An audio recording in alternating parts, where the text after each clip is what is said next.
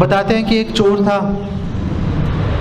पूरे जो हमने अभी आपको 4 काम बताए ना कि नहीं करने चाहिए, वो चारों कर रहा था।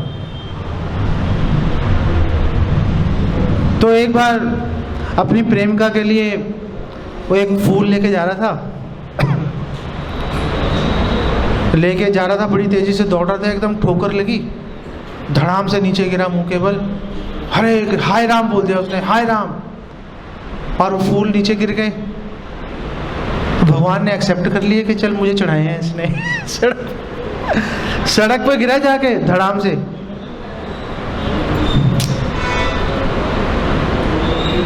भगवान ने स्वीकार कर ली उसकी भेंट, हाय राम बोला और चलो काम हो गया। एक्चुअली चैतन्य महाप्रभु से बात कर रहे थे हरिदास ठाकुर से। तो चैतन्य महाप्रभु ने कहा चलो जो सनातन धर्म का पालन कर रहे हैं उनका तो चलो कल्याण हो जाएगा, किसी ना किसी तरह से विष्णु का नाम तो ले ही लेते हैं, वो विष्णु का नाम ले ही लेते हैं, लेकिन ये मुसलमानों का कैसे होगा कल्याण। तो हरिदास ठाकुर ने बोला आप चिंता मत करो, मुसलमानों की भी आपकी दया से कल्याण हो ही जाएगा। अगर किसी मुसलमान ने मरते समय हराम बोल दिया, हराम बोलते ना, अगर हराम बोल दिया तो भगवान उसमें से भी राम ले लेंगे। चल राम बोल दिया भैया, उसी से कल्याण हो जाएगा, भगवान एक्सेप्ट कर लेते हैं। तो ये चोर था, मर गया, नीचे गिरते ही मरा, और मरा सीधा यमराज के पास पहुंच गया। यमराज ने कहा भाई 2 ऑप्शन है तेरे पास, थोड़ा सा टाइम, 5 मिनट का तेरे पास में टाइम है, स्वर्ग लोक में इंद्र के बगीचे में नंदन कानन में बिताने का, और उसके बाद बड़ा लंबा टाइम है तेरे को नरक में झेलना पड़ेगा तेरे को, बोल क्या करना है। उसने कहा भाई 5 मिनट पहले स्वर्ग का ही चक्कर लगा लेता हूँ। लेकिन उसने कहा मैंने आज तक किया तो कुछ नहीं, तो फिर ऐसा कैसे हो गया कि मतलब मुझे स्वर्ग लोक जाने का अवसर प्राप्त हो गया।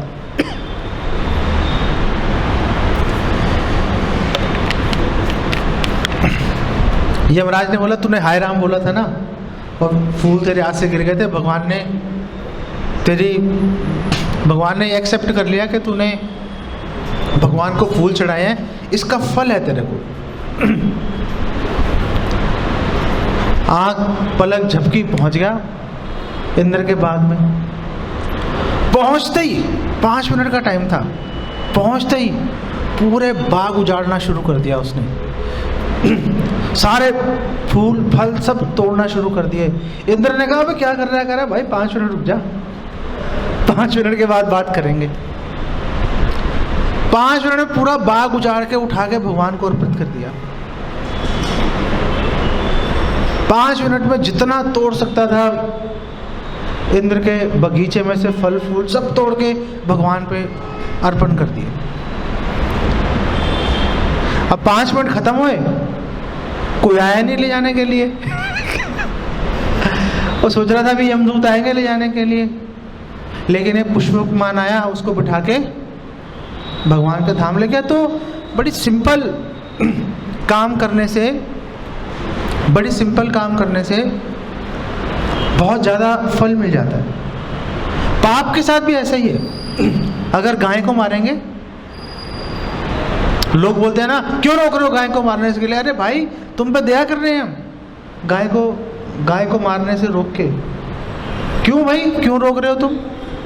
इसलिए रोक रहे हैं क्योंकि हमारे शास्त्रों में बोला गया है जिसने गाय पे हिंसा कर दी, गाय के शरीर पर जितने बाल हैं उतने 1000 वर्ष तक नरक में झुलसना पड़ेगा उसको। तो तेरे को बचा रहे हैं भाई हम। फिर आप कोई व्यक्ति ये क्वेश्चन भी कर सकता है, यार मतलब एक गाय को मारने का इतना बड़ा फल कैसे दे रहे हो? ऐसा ही है भाई, ऐसा ही है। अपील कर लेना जब जाओगे यमराज के सामने, जुबान ही नहीं खुलेगी उसके सामने। यमराज जी के सामने नहीं जुबान खुलते, उनके सामने तो ऐसे सिर झुका के खड़े रहना पड़ता है। जो उन्होंने ऑर्डर पास कर दिया बस उसको एक्सेप्ट करके निकल जाओ। तो दीपदान, भगवान को दीपदान करना चाहिए, तीसरी चीज नहीं। चौथी चीज है कि तुलसी महारानी की सेवा करनी चाहिए। और तुलसी महारानी की सेवा में कोई आपको आकाश पताल एक नहीं करना, सिर्फ जल डाल दो, जल डाल दो और उनको दिया दिखा दो। जो दिया भगवान को दिखा रहे हो, भगवान की आरती करने के बाद वो तुलसी के पास रख दो, बस तुलसी की सेवा हो गई। और तुलसी को सुबह शाम जल डाल दो। और द्वादशी के दिन कभी तुलसी मत तोड़ो, द्वादशी के दिन कभी तुलसी मत तोड़ो। तो मैं किसी से पूछ रहा था भी ऐसे क्यों है द्वादशी के दिन तुलसी, कई लोग बोलते हैं संडे को नहीं तोड़नी चाहिए, ऐसा कुछ नहीं है। ये संडे मंडे आपके हैं।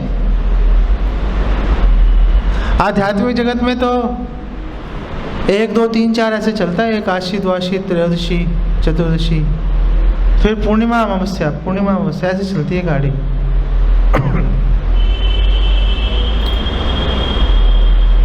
तो द्वादशी को क्यों नहीं तुलसी तोड़नी चाहिए? तो इसके दो मुझे इसके उत्तर मिले। पहले उत्तर ये है कि एकादशी को आप सब व्रत कर रहे हो, तुलसी महारानी भी व्रत कर रही है, तो जैसे आप लोगों को थोड़ा सा कमज़ोरी महसूस होती है, उनको भी कमज़ोरी महसूस हो रही होती है, इसलिए द्वादशी के दिन तुलसी नहीं तोड़ते।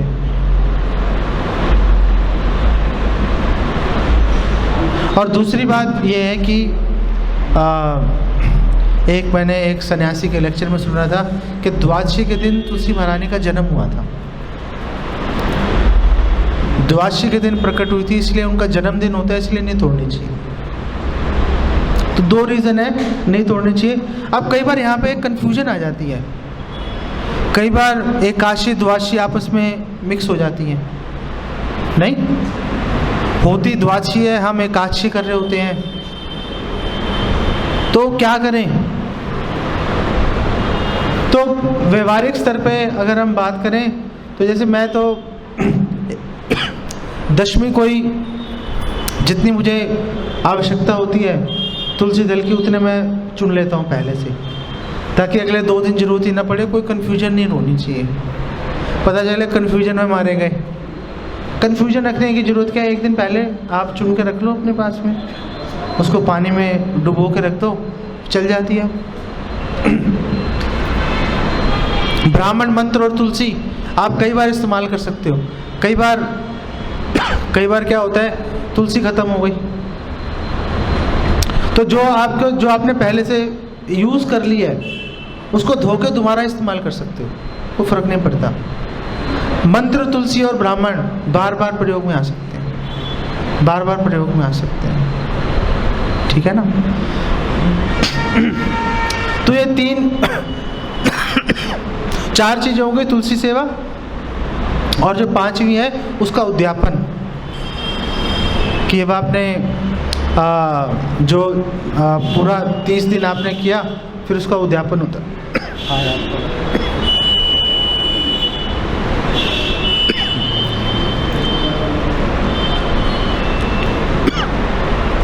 तो आपने जो ये व्रत किया, ऊर्जा व्रत किया आपने, तो फिर उसका आप उद्यापन कर दो, उसका पालन कर लो, संपूर्ण कर दो।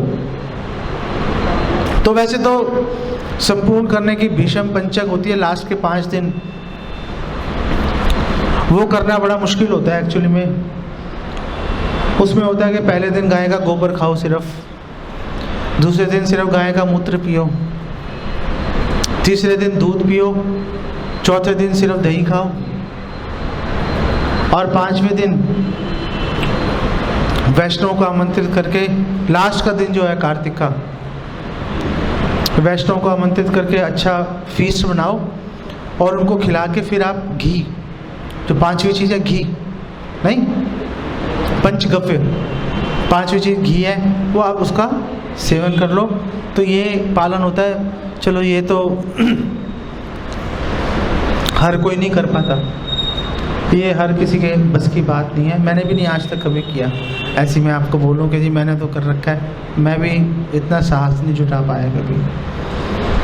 लेकिन मैंने देखा है इस्कॉन में कई भक्त करते हैं, मैंने देखा उनको करते हुए, गाय का गोबर खाते हुए मैंने देखा उनको।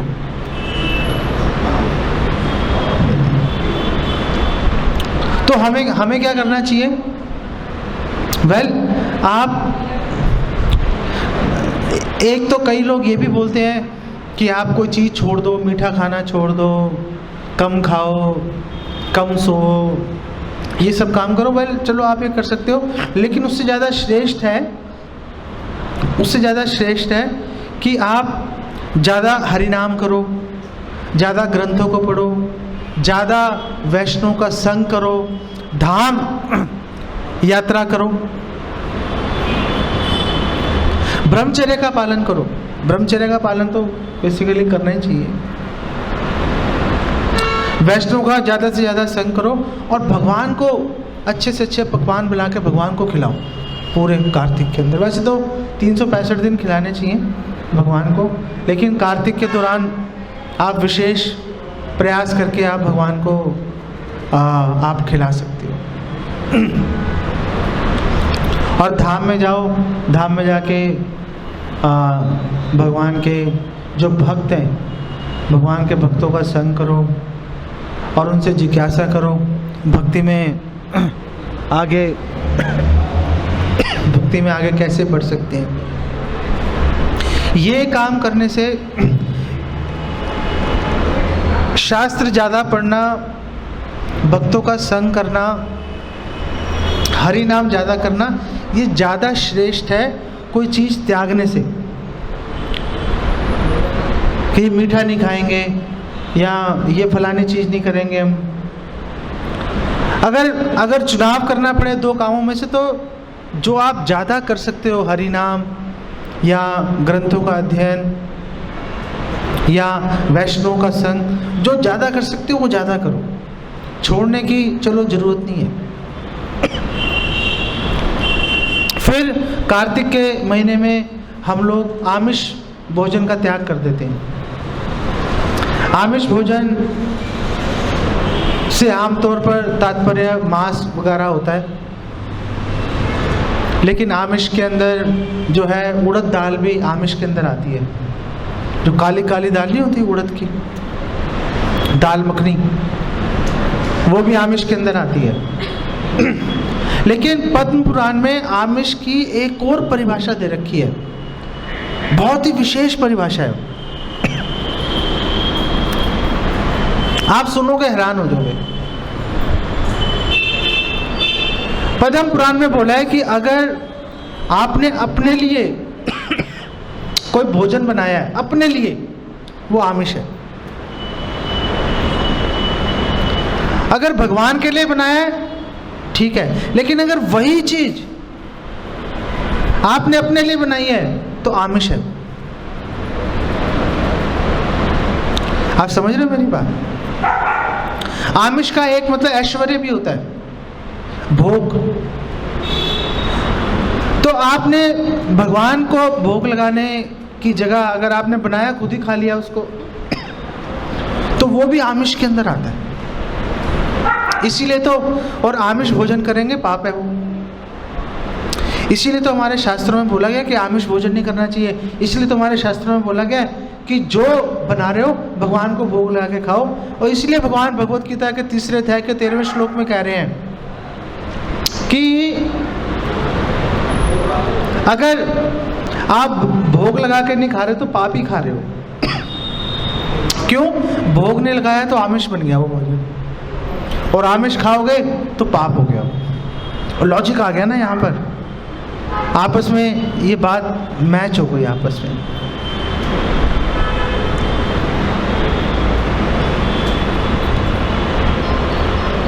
तो ये जो कार्तिक मास है, ये चतुर्मास्य का जो है लास्ट मंथ है। भगवान चतुर्मास के शुरू में भगवान रेस्ट करने चले जाते हैं, और कार्तिक महीने के आखिर में प्रबोधनी एकादशी है। प्रबोधनी एकादशी को भगवान को जगाया जाता है। क्यों भगवान को जगाते हैं? मैं आपको 5 मिनट में वो बता देता हूँ। पद्म पुराण में इसका वर्णन आता है कि समुद्र का एक बेटा था शंख। शंख समुद्र में आते हैं ना, शंख। तो ये जो शंख था बड़ा शक्तिशाली राक्षस बन गया ये। इसने इंद्र वगैरह सबको भगा दिया।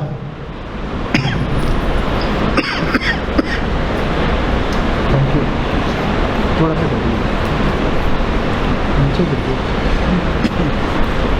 चलो, इंद्र वगैरह को भगा दिया इन्होंने स्वर्ग लोक से।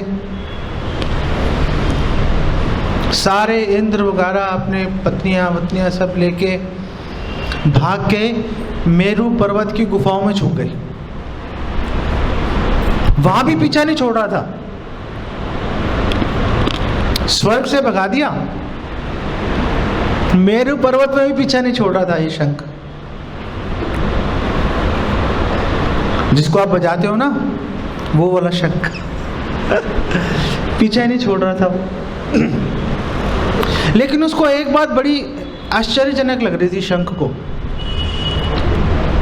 शंख ने देखा कि मैंने इनकी सारी ऐश्वर्य, सारी संपत्ति हड़प ली, फिर भी चैन से रह रहे हैं ये लोग। मतलब आप सोचो कि एक आदमी है, महल में रह रहा है, निकाल के खदेड़ के उसको जंगल में फेंक दिया, वहां भी आराम से रह जा रहा है। तो शंख ने सोचा ऐसे, मतलब हो क्या रहा है ये, इसका कारण क्या है? तो उसने पता लगाया, इसका कारण है कि जो जितने भी देवी देवता हैं ये वेद पाठ कर रहे थे, वेदों का उच्चारण करना, यज्ञ इत्यादि करना। तो उसने कहा ये चुरा लेता हूं तो बात बनेगी। गया, वेद ही चुरा लाया शंख। मतलब वैदिक ज्ञान को चुरा के ले आया अपने पास में। कितनी ताकत होगी, नहीं? जब वैदिक ज्ञान चोरी हो गया, वेद चोरी हो गए, वेदांग चोरी हो गए, तो देवताओं को टेंशन हो गई। फिर तो बोला अब क्या करें। भगवान सो रहे थे आराम से, भगवान आराम से विश्राम कर रहे थे। तो सारे देवी देवता गए क्षीर सागर पे और उन्होंने प्रबोधनी एकादशी के दिन भगवान को जगाना शुरू किया। उन्होंने प्रबोधनी एकादशी के दिन भगवान को जगाना शुरू किया और द्वादशी और त्रयोदशी के बीच में भगवान जागे।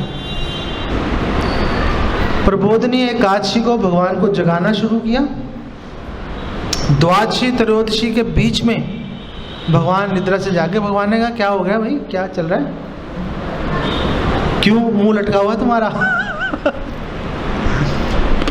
तो उन्होंने बताया ऐसे ऐसे प्रॉब्लम है। भगवान ने कहा टेंशन मत लो, मैं तुम्हारी रक्षा करूंगा। एते चाम्स कला पुंसा कृष्णस्तु भगवान स्वयं इंद्रारी व्याकुलम लोके मृडयंती युगे युगे। मृडयंती भगवान रक्षा करते हैं, मृडयंती भगवान रक्षा करते हैं, युगे युगे हर समय भगवान रक्षा करते हैं। जितने एते च अंश कला पुंसा, जितने भी विष्णु तत्व हैं, जितने भी भगवान के अवतार हुए, वो सब भगवान कृष्ण के अंश या कलाएं। कृष्णस्तु भगवान स्वयं, भगवान कृष्ण जो है वो परम ईश्वर हैं, वो सभी देवी देवताओं और सभी विष्णु तत्वों के स्रोत हैं। नारायण, विष्णु, महाविष्णु, क्षीरोदक्षाय विष्णु, गर्भोदक्षाय विष्णु, ये सब भगवान कृष्ण से उत्पन्न हुए, ये सब भगवान कृष्ण से प्रकट हुए हैं। अहम सर्वस्व प्रभु, पूरा आध्यात्मिक जगत और भौतिक जगत भगवान कृष्ण कह रहे हैं मुझसे प्रकट हुआ है। मत्तः पर तरम नान्यत् किंचिद अस्ति धनंजय, हे धनंजय, हे अर्जुन, मुझसे श्रेष्ठ कोई नहीं है, सभी मेरे अंश हैं। सभी मुझसे प्रकट हुए, सभी मुझसे प्रकट हुए। मृडयंत इंद्रारी व्याकुलम लोके, जो इंद्रारी व्याकुलम, जो इंद्र के शत्रु हैं, इंद्रारी व्याकुलम लोके, जो इंद्र के शत्रु हैं, मतलब जो असुर हैं। व्याकुलम लोके, जब वो लोगों को परेशान करना शुरू कर देते हैं। अधर्म जब ऊपर जाना शुरू कर देता है, धर्म नीचे जाना शुरू हो जाता है। इंद्रारी व्याकुलम लोके मृडयंती, तो उनकी रक्षा करने के लिए आ जाते हैं युगे युगे, हर काल में, हर युग में। ये भागवतम का श्लोक है। तो भगवान कृष्ण ने, तो भगवान ने बोला ओके नो प्रॉब्लम, मैं अभी कुछ करता हूँ। तो भगवान तुरंत देखते देखते छोटी सी मछली बन गई, छोटी सी मछली बन गई और कश्यप मुनि के हाथ में गिर गई। कश्यप मुनि के हाथ में गिर गई तो कश्यप मुनि ने उठा के अपने कमंडलू में डाला। थोड़ी देर में कमंडलू से बड़ी हो गई मछली। ये आपने सबने सुना हुआ है ना, यहाँ से लिंक आ गया, देखो वहाँ से पूरा लिंक ले आया मैं उसको। ये स्टोरी आपने सुनी है लेकिन कभी लिंक नहीं मिलता इसका, मैं लिंक लेके आ गया। तो उन्होंने उठा के वो कमंडलू से उन्होंने बाहर निकाला और कमंडलू से उठा के उन्होंने एक झील में डाल दिया। झील से बड़ी हो गई, ऐसे नदी में डाल दिया, नदी से बड़ी हो गई तो उठा के समुद्र में डाल दिया। समुद्र में डालते ही वो जो मछली गई और समुद्र में शंख था, वो शंख को मार दिया भगवान ने। और फिर देवी देवताओं को बोला जाओ जाकर जो है ये वेद, अपने वेदांग वगैरह सब जो भी हैं जाके ले आओ। तो फिर जो देवी देवता हैं वो सब जाके वेद वगैरह लेके आए और लेके भगवान के चरणों में उन्होंने अर्पित किए। तो ये जो कार्तिक का महीना है, इस महीने के इस महीने में, और कार्तिक के बाद हम भगवत गीता डिस्ट्रीब्यूशन में भी लग जाते हैं। तो जैसे देवी देवताओं ने भगवान को अर्पित किए थे वेद इत्यादि, ऐसे ही अगर आप लोग भी शास्त्रों को दान करेंगे, अगर आप लोग कार्तिक के आखिर में शास्त्रों को दान करेंगे, बहुत लाभ मिलेगा आपको, बहुत लाभ मिलेगा। पद्म पुराण में तो ऐसे ही कह रहे हैं।